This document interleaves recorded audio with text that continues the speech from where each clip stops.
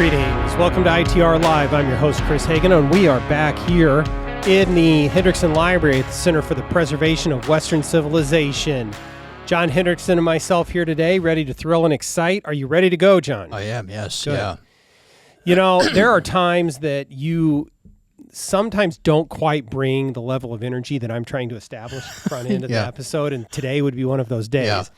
But in your defense, we're having a few issues in the new studio today, right? Yes, yeah. We both remarked on this as we came in here to record. It's a balmy 78 degrees here. It's warm, yeah. So we decided, after lunch, typically that's nap time. Yeah. But we decided that we would record and come in, and so we're both wearing our navy blue warm vests in a balmy 78 degree studio, and here we go. Now, the good news is, though, John, is that we've elevated that issue to our facilities management. Yes, yeah. And they have now turned on the air conditioner. Oh, that's good. So, it's a sign of things to come. Spring is here. So anyway, I thought we should pass that along. Yeah. We've come a long ways since the days of construction updates. That's right. Out in the courtyard at the old studio. Right. Now we just go tell Dan and it gets taken care of. That's Yep. So much like the often trumpeted and pre-production meetings, I may be over-exaggerating the team of facilities management professionals that we have here on staff, but yet, as they are, we appreciate their contribution to the podcast, right? But they do a good job, They really do a fine job. Yeah. John, we need to quit screwing around because there's a lot to cover today. And there's just a lot going on at the Capitol. And this is the month of March. And I granted we're not quite in March yet, but is really the pivotal time when you have a lot of bills that are racing through the legislature, leading up to that first legislative funnel, which is the first kind of winnowing point. That's what 2 weeks away? March. Yeah, I believe it's a week from Friday, a week from Thursday. They won't be there then. Yeah. And also you're starting to see a lot more of the tax bills, the tax conversation start, which usually happens later in session. So there's a lot going on. And so we're talking about some of the legislative things that are going on. Just a few things that we haven't covered a lot, and I just update that I noticed. And you're welcome to jump in on these if you want, John, but there was a subcommittee either scheduled or has maybe already taken place today on the no income taxes on tips.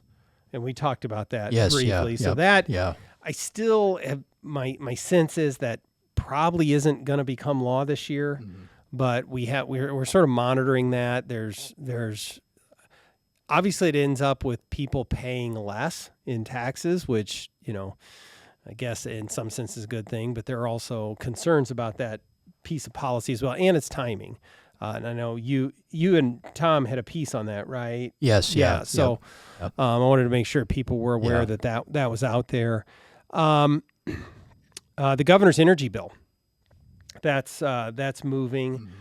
And I've asked you before, what do you know about that bill? And you kind of say, I don't really know a lot about it, and you leave it up to me. Do you know anything about that bill, John? I've tried to look at that, but that's one issue that's outside of my area of expertise. There's a lot of technical stuff to it, and I think one of the things that is very technical in there is the right of first refusal when it comes to building new transmission lines. That has been hotly contested around the Capitol for several years, has been up to the Iowa Supreme Court and overturned and come back down to the legislature, and essentially has to do with who gets first dibs on building transmission lines. There's people on both sides of that fighting like crazy. One thing that I think is interesting for, a lot of Iowans is in there, I believe, is some language to reopen the Duane Arnold nuclear power plant in Palo, which I don't remember the exact year that was shut down. It's been 5 or 6 years ago, I think. At the time was because it was too expensive to maintain. It was ready for a major overhaul. Well, now come back around. We really wish we had that base load, electrical capacity, and it makes more sense to bring that back online, which I believe and is a cautionary tale, not just for American energy policy, but Yeah, certainly across Europe is nuclear part of that portfolio, and should we be taking some of these legacy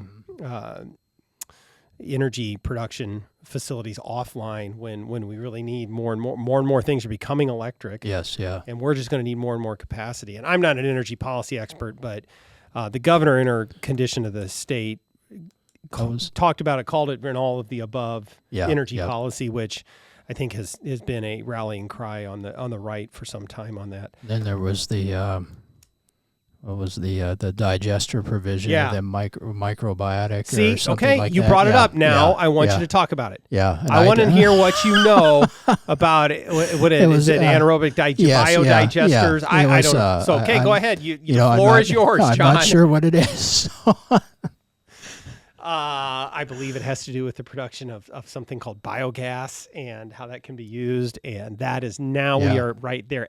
The fact that I use that term is the point at which we have hit the limit of my knowledge of that issue. Yeah. So, okay, good. But that's moving, and I think there is some good stuff in there. You mentioned briefly before we went on air the governor's unemployment bill, which would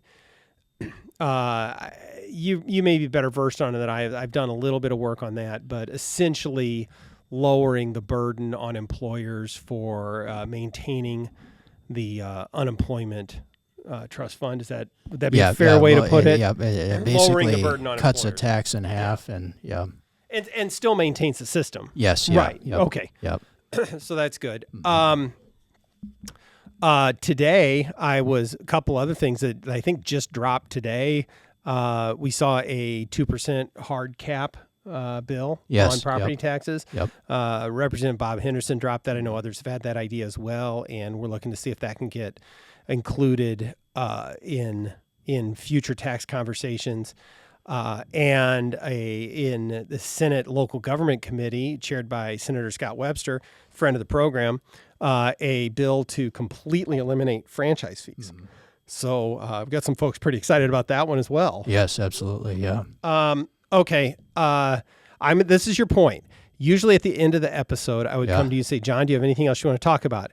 And here's where you would talk about the bill that you brought. But since we're just kind of going through a quick recap, what do you have anything else for us today, John? I do, yeah. This is this was just introduced today too. This is a commerce bill by Chairman Busolo, and it's rather interesting because it would prohibit the licensure of certain entities of the People's Republic of China to establish, conduct, or maintain a hospital or healthcare facility in Iowa. Mm-hmm. And I think this is interesting and probably good legislation. And in fact, the governor had an executive order last week, or just recently anyways, about I think it was AI platforms in regard to different technologies that were from China, basically prohibiting those. And so I think there's a growing concern of some of this. And so I think that, and of course last session, we had the improvement of foreign ownership of farmland. Mm-hmm. And so I think these bills are good ideas. Yeah. You've been on the foreign ownership subject for quite some time, specifically Chinese involvement in Iowa agriculture. Mm-hmm.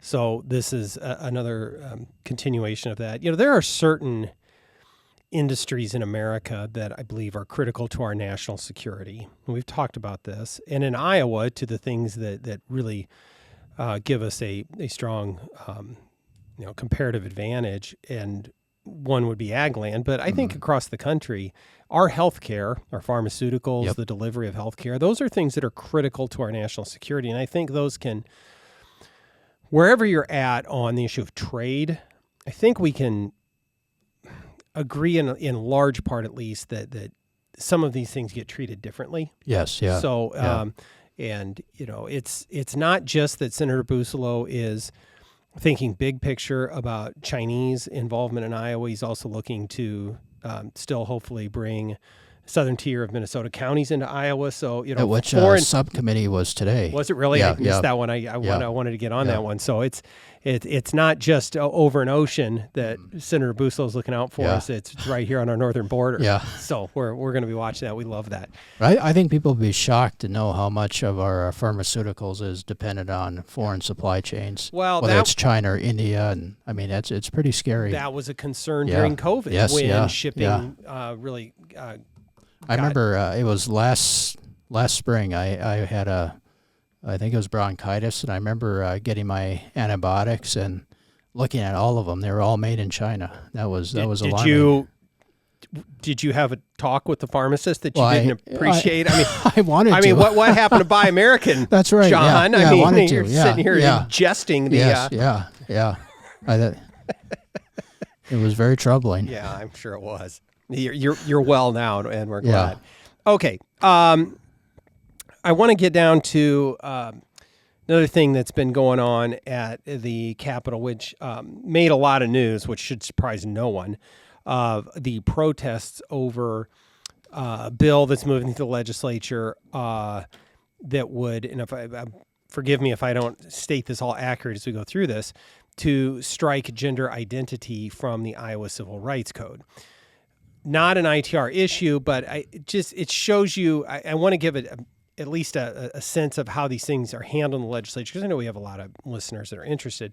But that language was put into the Civil Rights Code the last time the Democrats had total control of the legislature. I think it was in 2007 or 8. It was before I got elected, but somewhere in there. So they added gender identity and sexual orientation to the Iowa Civil Rights Code. This bill would strike only gender identity out of it, and huge protests. And I think that's to be expected, right? I mean, it's a major shift. Yeah. So, but it obviously made a lot of news. The one that seemed to get a lot of traction was somebody that actually had to be removed from the subcommittee meeting by the State Patrol. And having been around high-profile bills, it is difficult, even if just crowd control, even if everything is civil. But when the temperatures are rising and people are frustrated, there is very difficult to balance everything in this. And so, when I see this, let me back up. When some in the media on the left see someone being removed from a subcommittee meeting, all of a sudden you hear the screams of fascism and First Amendment complaints and everything. And I guess what I'm saying is that's all.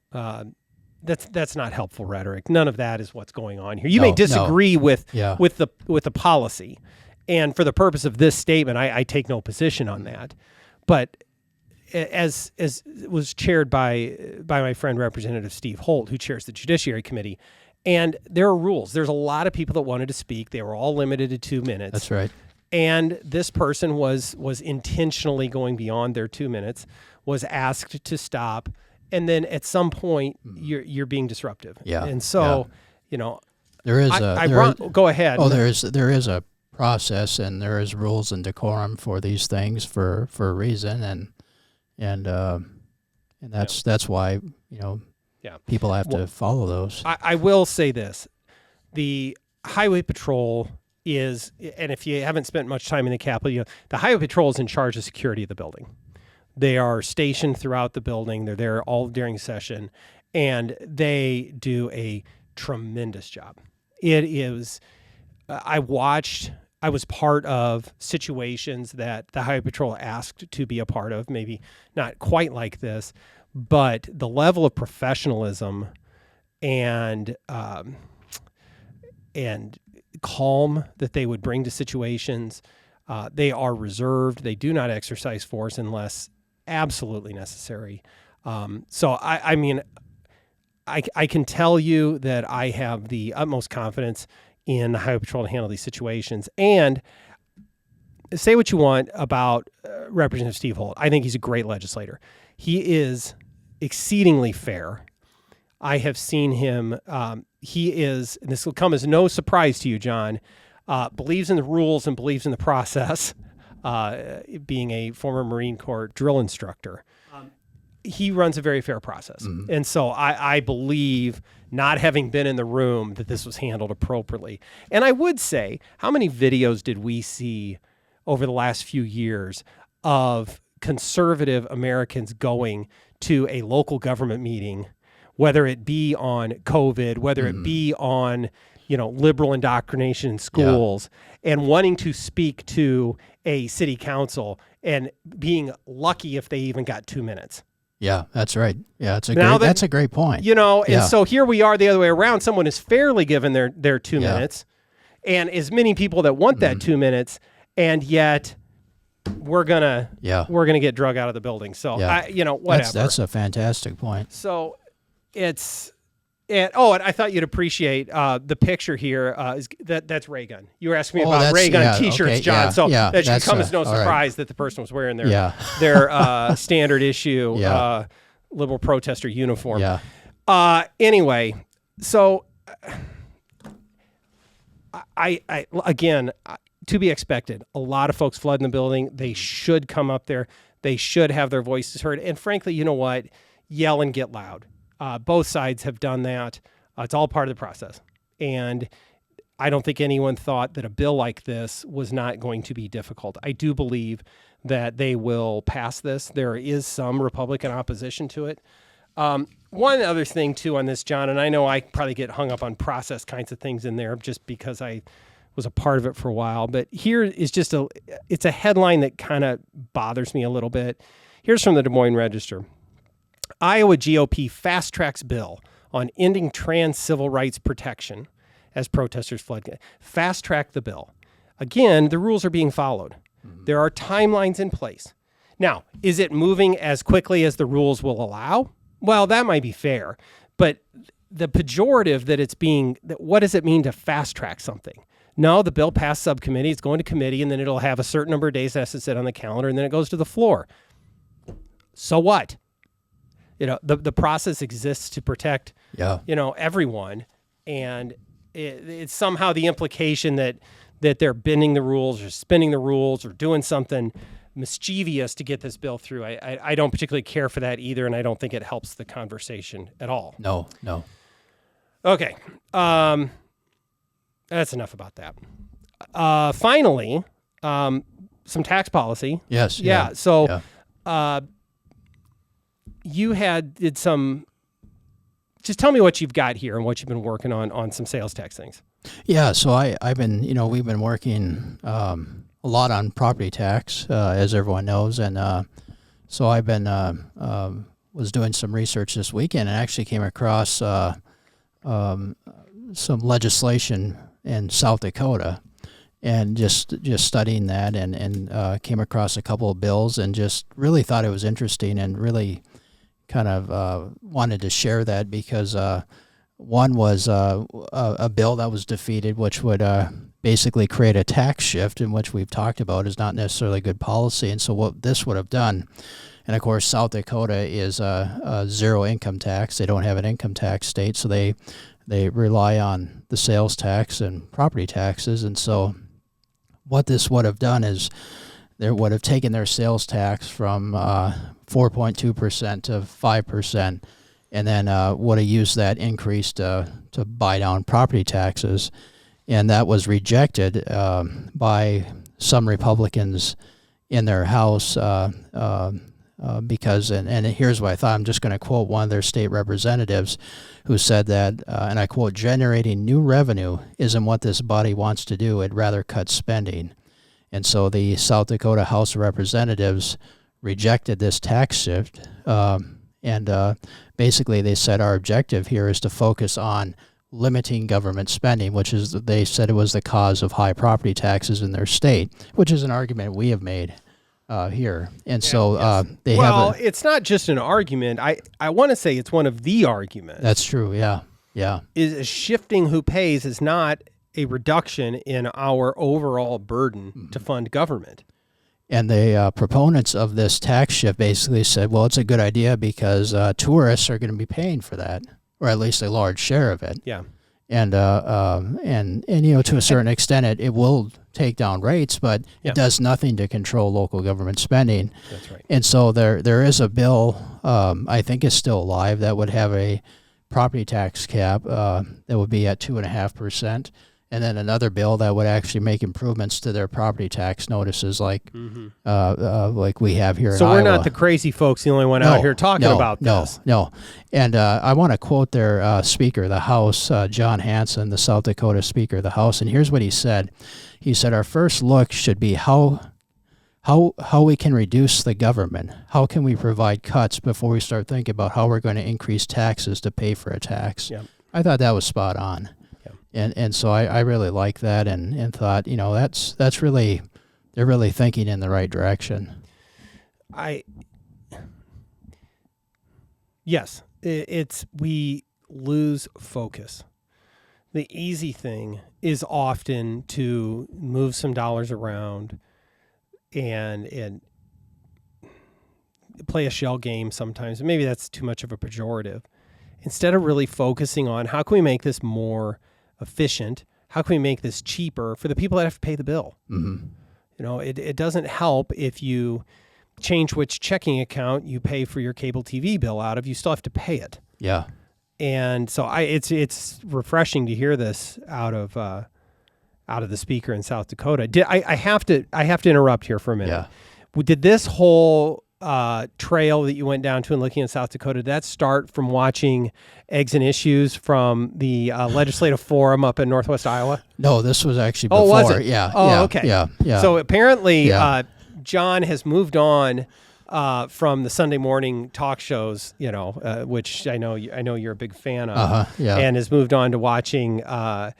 Let's see, it was Representatives Megan Jones, John Wills, and Senator Lynn Evans, and they're how they branded their legislative forum up around, I guess, the Spencer or the Okoboji area of their Eggs and Issues. And I know that's what they've had it for a long time. Yeah. But for some reason, this thing ends up on Mediacom cable here in central Iowa. Yeah. And I guess they just load up whatever content they have and play it. And it should come as no surprise that you're spending your free time on the weekend on Mediacom public access, watching legislative forums from the other side of the state. So, And I have to say, those three do a good job at that forum, so I enjoy listening to them. All three are very, by all accounts, hardworking legislators. We may not agree on every issue, but I have very good things to say about all three of them. So that's good. So anyway, sorry I interrupted you, but I wanted to get in the Eggs and Issues plug. Yeah. So good job to the three of you. I'm also,